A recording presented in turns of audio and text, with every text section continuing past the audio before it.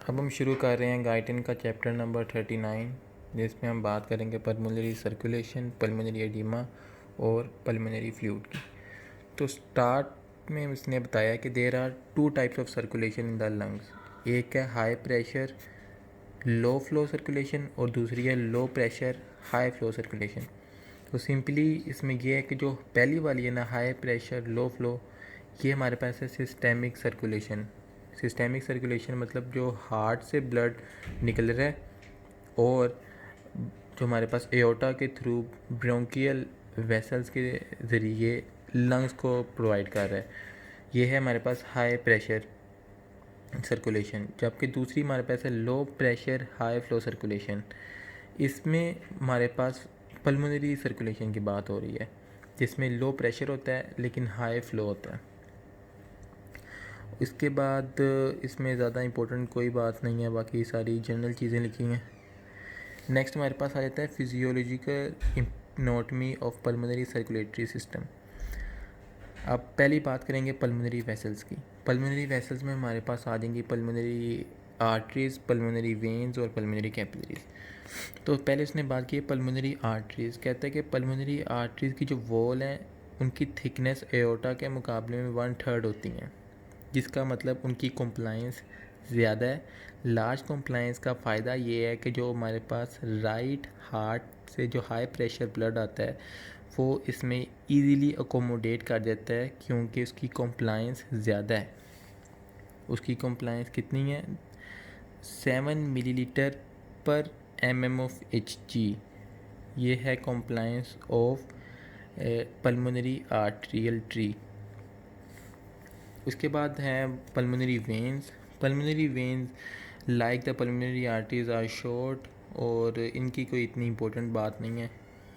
Pulmonary arteries शुरू होती हैं हमारे पास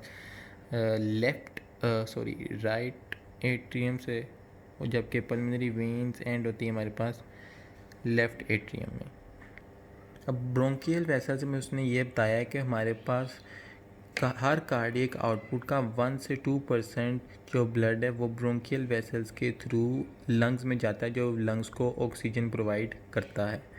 अब ये जो 1 to 2% ब्लड है ये हमारे पास फिर ड्रेन हो जाएगा in pulmonary veins. Pulmonary veins वो वेन्स हैं जो कि ऑक्सीजनेटेड ब्लड कैरी कर रही होती हैं, जबकि ब्रोंकियल वेसल्स में डीऑक्सीजनेटेड ब्लड ऑक्सीजन प्रोवाइड करने के बाद एंटर हो जाता है पल्मोनरी वेन्स में, जिसकी वजह से जो पल्मोनरी वेन्स का वॉल्यूम है वो 1 से 2% ग्रेटर होता है than the right ventricular output. क्योंकि राइट वेंट्रिकल जो हमारे पास ब्लड भेजेगा उसमें तो हमारे वो तो सिर्फ पल्मोनरी आर्टरीज़ के ज़रिए पल्मोनरी वेन में आएगा, लेकिन पल्मोनरी वेन में जो ब्रोंकियल वेसल्स का ब्लड 1 से 2% ऐड होगा तो उसका वॉल्यूम ज़ाहिर बात है इंक्रीज़ हो जाएगा।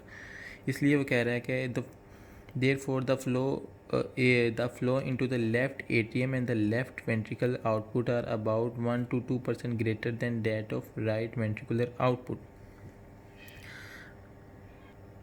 लिम्फेटिक्स में सिंपली ये बता रहा है कि जो हमारे पास लिम्फ नोड्स होते हैं उनमें से सारा लिम्फ जो कलेक्टिवली ब्रोंक्यूल्स और इन सारे स्ट्रक्चर्स में से लिम्फ पास करता है राइट थोरेसिक लिम्फेटिक डक्ट में। अल्टीमेटली इसमें राइट लिम्फेटिक डक्ट में जाता है, और इससे फ़ायदा क्या होता है कि हमारे पास ये लिम्फेटिक फ्लो प्रिवेंट करता है पल्मोनरी एडिमा, जिसकी बात हम आगे करेंगे। नेक्स्ट जिसकी बात करेंगे वो है pressure in the pulmonary system. तो पहले हमारे पास है pressure in the right ventricle. Right ventricle में जो हमारे पास सिस्टोलिक प्रेशर होता है वो होता है 25 mm ऑफ Hg, जबकि जो डायस्टोलिक प्रेशर होता है वो 0 से 1 mm ऑफ Hg होता है। अब जो प्रेशर होता है पल्मोनरी आर्टरी में वो सिस्टोलिक प्रेशर तो वही होगा जो हमारे पास राइट वेंट्रिकल में होगा, लेकिन जो डायस्टोलिक प्रेशर है पल्मोनरी आर्टरी में वो ज़्यादा होता है as compare to right ventricle. और वो ज़्यादा क्यों होता है?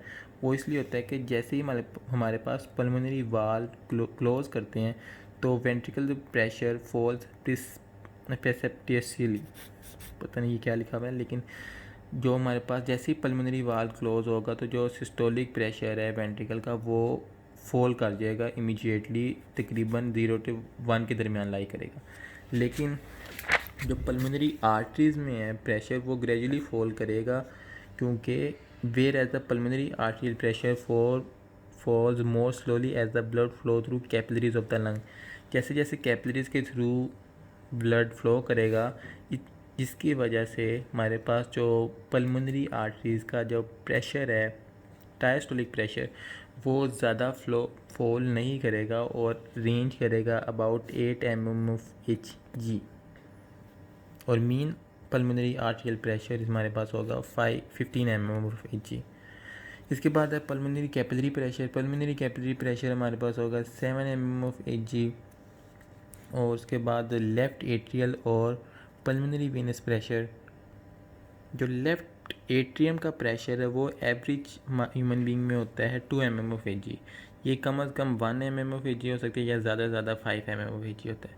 अब इस लेफ़्ट एट्रियल प्रेशर को मेजर करना डिफ़िकल्ट होता है, और हम जिस मेथड से इसको मेजर कर सकते हैं वो है पल्मोनरी वेज मेथड, या और उससे जो हमारे पास प्रेशर आता है वो है पल्मोनरी वेज प्रेशर।